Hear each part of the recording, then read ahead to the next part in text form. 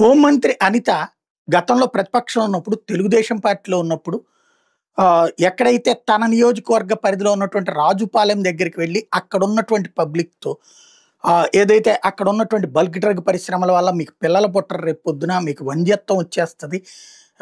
నపుంసకత్వం వచ్చేస్తది. ప్లస్ మీకు పుట్టబోయే పిల్లలు గూడా అనారోగ్యంగా పుడతారు ఒకవేళ పుడితే గనక.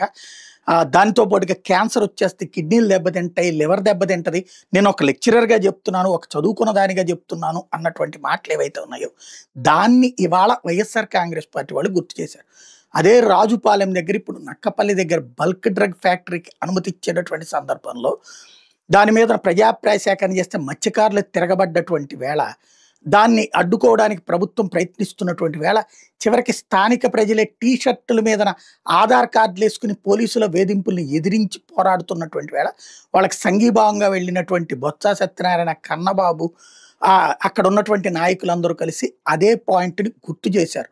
మీ హయాంలో మేము ప్రభుత్వంలో ఉండగా మేము సిస్టమేటిక్గా పెట్టించాం, ఫ్యాక్టరీలు ఇక్కడ పెట్టించాం, కానీ దాని మీద ఇట్లాంటి విష ప్రచారం చేశారు.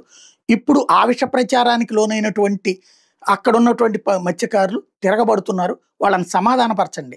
మేము ఫ్యాక్టరీలకు వ్యతిరేకం కాదు, వాళ్ళని సమాధానపరిచి ఇక్కడ ఫ్యాక్టరీ పెట్టండి, లేకపోతే వేరే చోట పెట్టుకోండి. బట్ ఇక్కడ హోంమంత్రి స్వయంగా అట్లా మాట్లాడారు.